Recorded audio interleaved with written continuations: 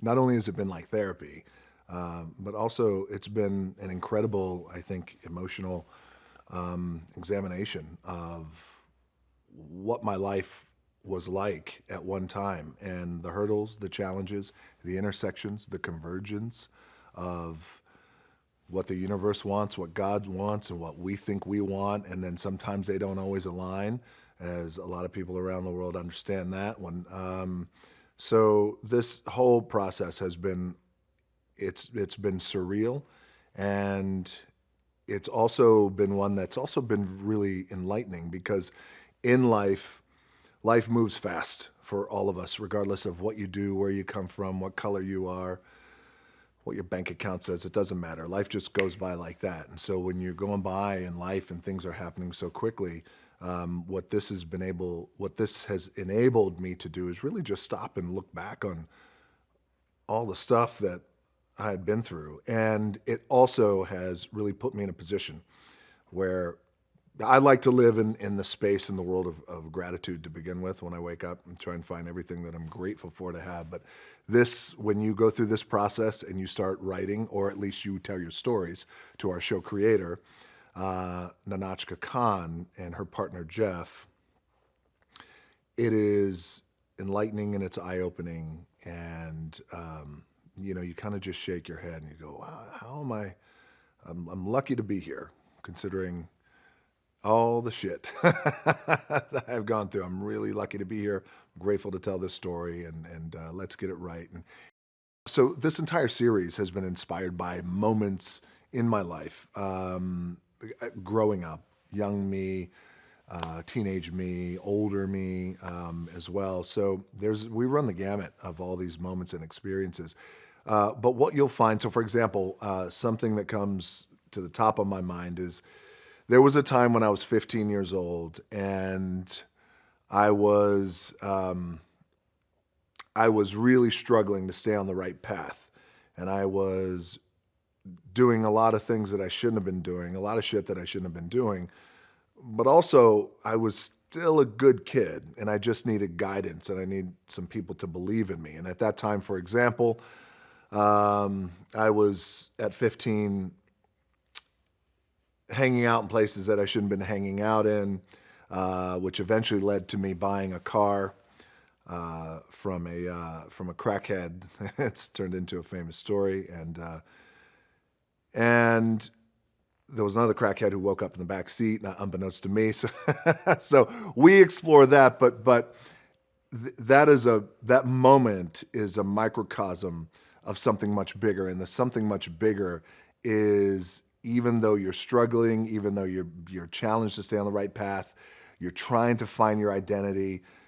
I was still at 15. I was a good kid, but I was still trying to I was angry about a lot of things. I was angry about my situation, angry that we had just gotten evicted and kicked off the island of Hawaii, forced to live in Nashville, then kicked out of Nashville, and then forced to go to Bethlehem, Pennsylvania.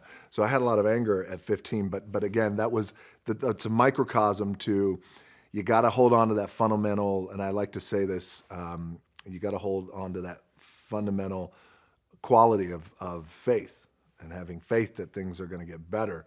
Now you got to meet faith with action. When they meet, then that's when you could see some progress usually happen. So there's that we explore in the first episode. There's me getting to the University of Miami that we explore in the very first episode, and what that was like, because the college that I chose to go play football for, they weren't just any school. They were the University of Miami. They were the reigning defending national champions, and they changed the way, at that time in 1991, they changed the way the game of college football was played, with intensity and bad intentions. And then we also got in a lot of trouble.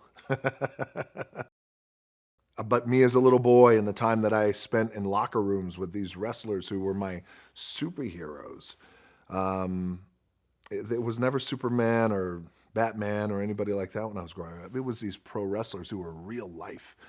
And I would look at them, and here they are. And they were like these big gladiators at that time. And at that time in the 70s and 80s, pro wrestlers were the largest men on the planet. they would play football, and if they didn't want to play football anymore, these behemoths, they would become pro wrestlers.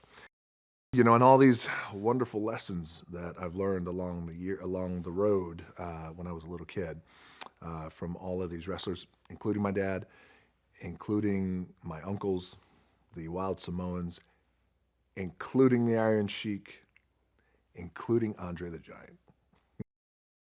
Well, I think Nahnatchka Khan and Jeff Chiang, her writing partner, Nahnatchka created our show, Young Rock. I think that she found a really creative way to weave current me, Dwayne Johnson, into the series of Young Rock. We had gone back and forth for quite some time about trying to figure out what's the best way creatively to weave me into the show. Do we leave me out of the show? Do we weave me into the show? How much am I in the show? And what the bottom line is, what is the most gratifying and satisfying amount of time and creative time for the audience? And I really give Nahnatchka a lot of credit because she cracked it. I think it's something that the audiences are really going to respond to. I think they're going to enjoy. In my business and with everybody else, I'm a big evangelist when it comes to following your gut and your instinct. And I stepped on this set of Young Rock, and immediately, first take, it felt right, and it felt great. And I looked at Notch, and she said, "Do you feel good?" And my answer was, "Do you feel good?" And she goes, "I feel great." And I said, "I feel great too. Let's go." And here we are. So I'm pretty confident that the audience is going to really dig the creative way we have weaved me in. Yes, Young Rock does walk that line of drama and comedy, comedy and drama, but that's what life is. And it is it's a perspective that we in our family and a lot of our friends around us in our circle feel that way too. You know, where today's headlines are tomorrow's punchlines, and you got to try and find a way to laugh at things. And you know, when things are just really at times really so fucked up, and you get through it, sometimes the best thing to do is look back and count your blessings. We got through it on the other side. We're no longer in the sludge. Now we're better for it. Let's learn moving forward. But holy shit, we gotta laugh at this. This is a good one. And I've had a lot of those. Holy shit, we gotta laugh at this.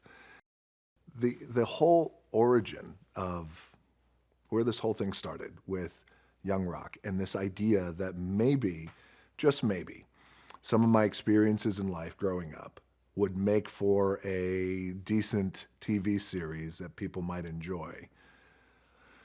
All started on the road when I was, and what I mean by that, on the road when I was wrestling as a professional wrestler. I went back for my second run in the WWE, which was roughly 2011. And I had about a 2 to 3 year run with the WWE.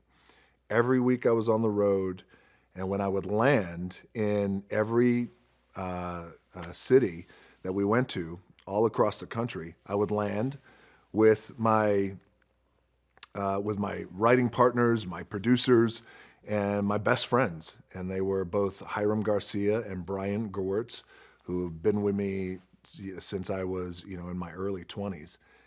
And every time we would land, we would drive to the arena, or we would drive to the gym, or we would drive to, wherever we were going to eat or whatever hotel.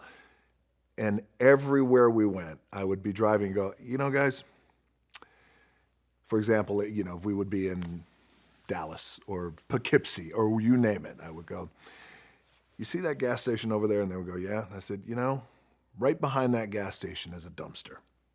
Let me tell you what I did at that dumpster. And they would go, "Wait, what? Wait, we're in Paducah, Kentucky. What do you mean?" "I know. I was here at one time." I mean, that happened all across the country for years. Everywhere we landed, I would be driving. "Guys, look, you see that area, that field over there? Well, there used to be a house. Let me tell you what I did in that house." "What?" "Yes. Have you guys ever mixed tequila and soup?"